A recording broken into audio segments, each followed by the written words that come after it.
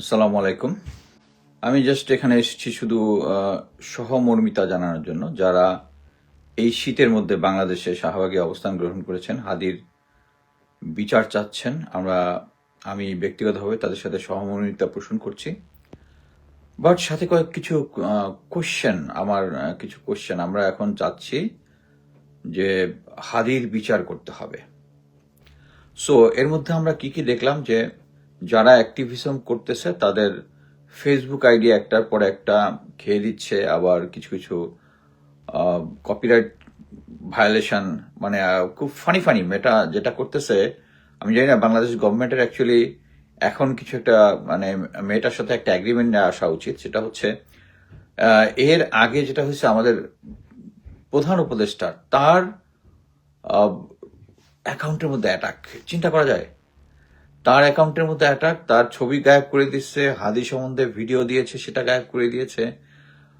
মেয়েটার যে ভারতীয় বংশোদ্ভূত যারা আছে তারা সবকিছুর এই নাটের গ্রুপ, এবং এই গ্রুপটা আগে কাজ করতে হচ্ছে আমাদের পলক আর এনটিএমসির জিয়া, খুনি জিয়া, যেটা তার সাথে একসাথে কাজ করতো। এই পার্টিরা এখন কাজ করতেছে হচ্ছে জেনারেল ওয়াকার আর গোয়েন্দা সংস্থাগুলোর সাথে। আপনি একটা জিনিস খুব করে দেখেন যে সবাই অ্যাক্টিভিস্ট যারা আছে সবার উপরে করতেছে, কাদের কাদের উপরে আক্রমণ হচ্ছে না বলেন তো? ওই যে ওয়াকারের পদ বালক, ওদিকে নাজমুস সাকিব, আর কে কে আছে দেখবেন, যেগুলা ইয়া হয়, মানে সরকারের তোষামোদি করতেছে সরকার, মানে আমি বলতে হচ্ছে ওয়াকার সরকারের তোষামোদি, তাদের অ্যাকাউন্টে কোনো কিছু হচ্ছে না, সব হচ্ছে আমাদের এখানে। আমার নিজের পার্সোনাল লাইফ ভিডিওতে কপিরাইট স্ট্রাইক দিছে।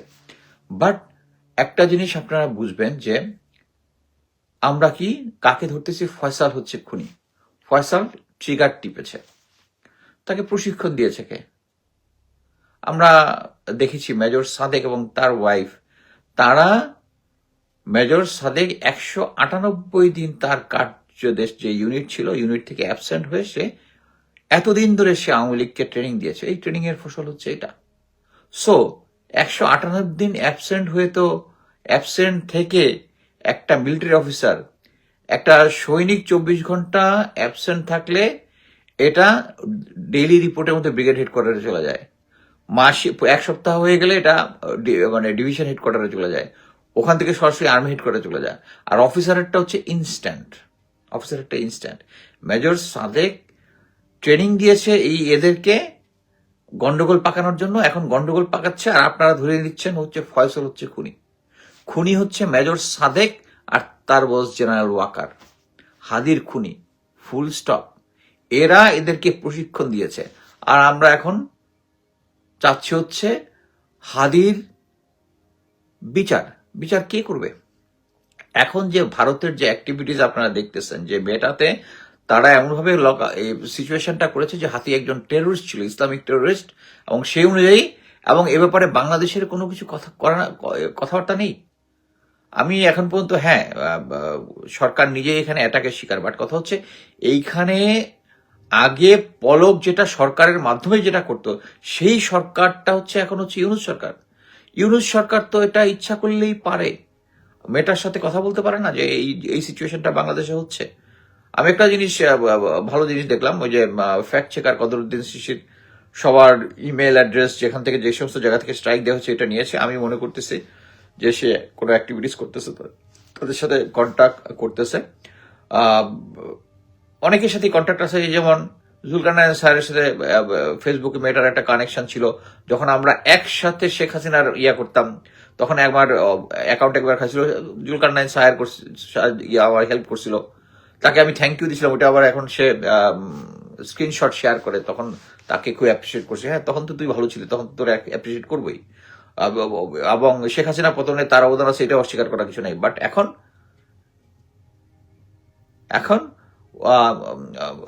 Walker is sucking someone's dick and you are sucking Walker's dick. This bloody Indian dogs. So এখন আলটিমেটলি হচ্ছে আমরা যতই বিচার চাই, আমাদেরকে দেখতে হবে ফয়সাল শুধু ট্রিগারটা টিপেছে, আর এদেরকে ট্রেনিং দিয়েছে মেজর সাদেক, আর মেজর সাদেককে স্পেয়ার করে দিয়েছে হচ্ছে জেনারেল ওয়াকার। এখন শুধু দেখবেন যে আমি একটা জিনিস বলি, গত 3-4 দিন আগে একটা 3 বাহিনীর প্রধান গিয়েছিল প্রফেসর ইউনূসের সাথে দেখা করতে। ওই দিন রাতের বেলা জেনারেল ওয়াকারের বাসায় একটা বিশাল মিটিং বসেছিল।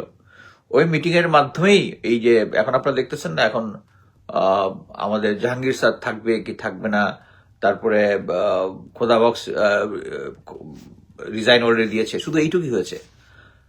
আমি যেটা শুনলাম, Jahangir sir is very sick, উনি অফিসেও যাচ্ছে না, কি করতেছে, উনি ডিটারমাইন্ড যে উনি রিটায়ার করবে, মানে রিজাইন দিবে। এখন এই সিচুয়েশনটা একটা হজবরল একটা অবস্থা, এবং আমার কাছে যেটা মনে হচ্ছে যে ইন্টারিম গভর্নমেন্ট চাচ্ছে কোন রকমে একটা নির্বাচন করে বিএনপির কাছে ক্ষমতা দিয়ে চলে যাবে। আমরা কিন্তু এটা চাই না। বিএনপি ক্ষমতায় আসুক, কারো কোনো সমস্যা নাই, কিন্তু নির্বাচনটা সহি হইতে হবে। এইটাই আমরা, এমন একটা সেনাবাহিনীর কাছে আমাদের প্রত্যাশা একটাই যে যেভাবেই মানে ক্ষমতা নেওয়ার পরে করুক, কিন্তু 5 বছর পরে একটা নির্বাচন হবে, সহি নির্বাচন। এইটা সেনাবাহিনী ছাড়া কেউ এনশিওর করতে পারবে না। সো আমি ইন্টিমের মতো আমি বলবো না যে ইন্টিমের এখন যে অবস্থা, এবং আমি যেটা মনে করতেছি যে এখন যে হারে পাবলিক ডিমান্ড হচ্ছে জাস্টিসের জন্য, আমার মনে হয় যে আমরা দেখলাম ফয়সলের অ্যাকাউন্টে নাকি 127 কোটি টাকা চেক পাওয়া গেছে। কে দিছে এই সমস্ত ইনফরমেশন কিন্তু বেরোচ্ছে না।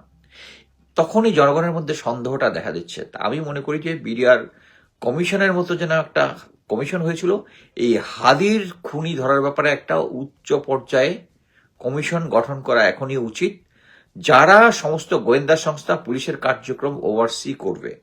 কারণ ওই যে মানে এখন কি হয়েছে না হয়েছে আমরা সবাই বুঝতেছি যে গোয়েন্দা সংস্থার একটা অংশ আমাদেরকে বিভ্রান্ত করেছে যে সে আগেই ভারতে পালিয়ে গিয়েছে।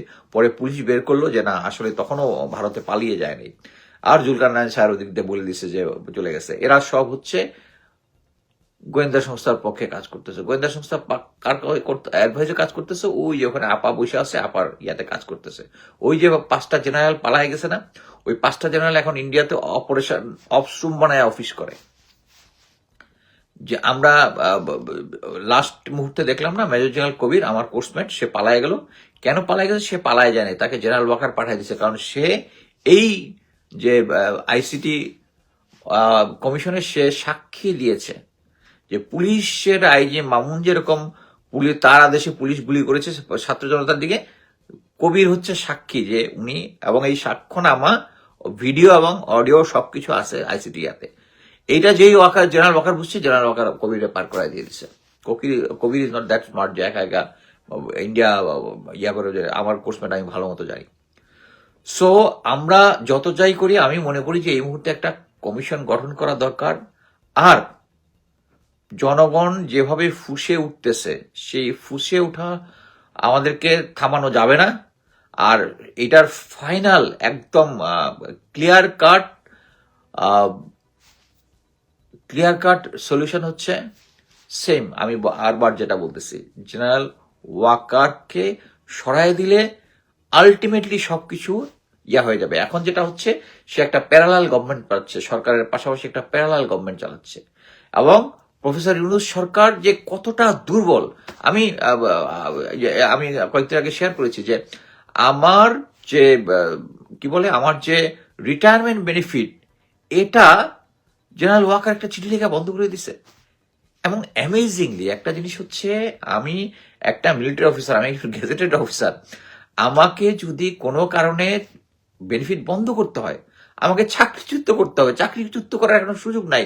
যদি কোনো ডিসিপ্লিনারি অ্যাকশন নিতে হয়, মানে মিলিটারি না, গেজেটেড অফিসারদের জন্য একটা নিয়ম নীতি আছে, একটা কমিটি গঠন করতে হবে, তারা তদন্ত করবে, আমার কাছ থেকে আমাকে শোকজ করবে, আমার বক্তব্যটা শুনবে। আমাকে যদি না পায়, চিঠিটা আমার বাসায় চিঠি দিতে হবে, তারা কোনো চিঠি দেয় নাই, যদি না পায় তারা পত্রিকায় বিজ্ঞাপন দিবে যে তোমার এখানে শোকজ করা, তোমার নামে এই আছে, কোনো কিছু করা হয় নাই। তারা একটা চিঠি পাঠাইলো প্রফেসর ইউনিভার্সিটি, আর প্রফেসর ইউনিভার্সিটির সম্মতি দিল।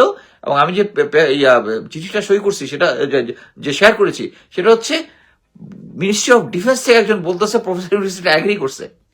প্রফেসর ইউনুস কিভাবে একটা উইদাউট, আমি পরে মিলিটারিতে কথা বলছি, বললো যে সেনাবাহিনী থেকে নাকি চিঠিটা গেছে যে আমি সেনাবাহিনীর ভাবমূর্তি ক্ষুণ্ণ করছি। আরে বেটা, আমি 28 বছর চাকরি করে ক্লিন ভাবে, ইটস নট দ্যাট আমি ক্লিন রেকর্ড নিয়ে বের হচ্ছি। যদি একজনের এগেনস্টে 1000টা ইয়াও থাকে, সে যদি নর্মাল রিটায়ারমেন্ট করে, ইউ জাস্ট ক্যানট তাকে এটা বন্ধ করতে পারবে, কোনো আইনে পারবে না। সো এটা জেনারেল ওয়াকারও ভালো মতো জানে। এটা হচ্ছে সেন্স অফ জাস্টিস তার মধ্যে নাই। সে মনে করে যে এখনো সেই হাসিনার আমলে যে আমার পাওয়ার আছে, সে ভালো মতো জানে আমার এই টাকা আটকায় রাখতে পারবে না, কোনোভাবেই পারবে না। এটা আমি আদালতে ইয়া করলে, এখন যেহেতু আদালত তারা কন্ট্রোল করে হয়তো আটকায় রাখবে, বাট সবচেয়ে মানে সবাই মনে করতেছে আমি একদম আমার টাকা পয়সা আটকায় দিছে, নাথিং। আমি অ্যাকচুয়ালি রিটায়ারমেন্ট করার পর থেকে আমার টাকাটা ওখানেই জমতেছে। আমার প্ল্যান হচ্ছে ফিউচারে ছেলেদের জন্য যখন বিয়ে দিব তখন ওই টাকা নিয়ে আসবো, বাট ওই টাকা আমি কোনো ইউজ করতেছি না, লাগতেছে না। আমি ইনশাল্লাহ, আমি এবং আমার ওয়াইফ আলহামদুলিল্লাহ আমেরিকাতে আমরা ভালো ইনকাম করি, ভালো ওই টাকা আমার দরকার নাই। বাট হচ্ছে এটা হচ্ছে একটা ডিস্টার্ব করা। জেনারেল ওয়াকার যেটা করার চেষ্টা করতেছে, তার কোনো সেন্স অফ জাস্টিস নাই। সো এরকম একটা সেন্স অফ জাস্টিস যার নাই, মিলিটারির সেনাপ্রধান হয়ে গেছে সে, ওই যে জামাই কোটাতে, আওয়ামী লীগের জামাই। সো আমি যেটা মনে করি এখন হাদির যে বিচার চাওয়াটা হচ্ছে এখন সবকিছুর কি ফ্যাক্টর। এই যে পার্টিটা আছে ভারতের, যে প্যারালাল গভর্নমেন্টটা সেনাপ্রধান চালাচ্ছে, ওইটাই ভেঙে যাবে হচ্ছে এই হাদির বিচার চাওয়াটা নিয়ে। এবং আমি অ্যাকচুয়ালি ভেবেছিলাম আজকে তারেক জিয়া যাবে হচ্ছে হাদির কবরে জিয়ারত করতে, যায় নাই, কালকে নাকি যাবে, লেটস সি। এবং উনি যদি হাদির বিচার না চায়, আমরা কিন্তু আওয়ামী লীগ নিষিদ্ধ করার সময় তাদেরকে দেখি নাই, হাদির ব্যাপারেও তাদেরকে লোকজনকে দেখি নাই। এবং আমি এইটা যদি হয়, আমরা হয়তোবা ফিউচারে যে কি বলে এই যে বিডিআর কমিশনার যে রিপোর্টটা হয়েছে, এটার ব্যাপারেও তারা, সেনাবাহিনীর লোকজন তার দিকে তাকায় আছে। কিন্তু সেনাবাহিনী তাদেরকে, এই জেনারেল ওয়াকার ওই ব্রিগেডিয়ার শামসকে পাঠিয়েছিল লন্ডনে, আমি বলছিলাম যে লন্ডনে পাঠিয়েছিল, তার সাথে তখনই জুলকারনাইন সাহেবের সাথে একটা কানেকশন করে দিয়েছিল ব্রিগেডিয়ার শামস, যে তারা বিএনপিকে পাওয়ারে নিয়ে আসবে। আমার মনে হয় না সেনাবাহিনী যারা গ্রাউন্ডে কাজ করে তারা ওই সিনিয়রদের এই আদেশটা মানবে। তারা, আমরা চাই একটা সহি ইলেকশন, সেনাবাহিনীর গ্রাসরুট লেভেলে যারা আছে তারা আমাদেরকে সহি ইলেকশন ইনশাল্লাহ দিবে। বাট কথা হচ্ছে এই যে ভারতীয় হেজিমনিটা আমরা এখনো ভাঙতে পারতেছি না। ভারতীয় হেজিমনির এখন পিলার হচ্ছে এই হাদি, এবং হাদি, জীবিত হাদি থেকে মৃত হাদি, শহীদ হাদি আমাদের থেকে আরো বেশি স্ট্রং। এবং এইটাই ভারত বুঝতে পেরেছে যে তারা যে হাদিকে মারিয়ে যে আমাদের ভিতরে একটা ভীতি সঞ্চার করতে চাইছে, ভীতি সঞ্চার করতে তারা পারে নাই। সো আমরা এটার বিচার চাই। যদি তারেক জিয়া যদি এই বিচারের জন্য আমাদেরকে স্যাটিসফাইড না করতে পারে, বাংলাদেশের জনগণ এটা ছাড়বে না। এবং আমি মনে করি ফয়সল শুধু ট্রিগারটা টিপেছে, এটার জন্য দায়ী মেজর সাদেক, জেনারেল ওয়াকার। আমরা এই আন্দোলনকে ইনশাল্লাহ, যদি হাদির ব্যাপারে কোনো বিচার আমরা না পাই, আমরা ওয়াকারের দিকে হাঁটা ধরবো ইনশাল্লাহ। এই ভারতীয় কুকুরকে সেনাবাহিনী প্রধান রেখে সামনে একটা নির্বাচনও হইতে পারবে না, হাদির বিচার হবে না। সেই সবকিছু প্রতিবন্ধকতা তৈরি করে রাখছে। ইনকালাব জিন্দাবাদ।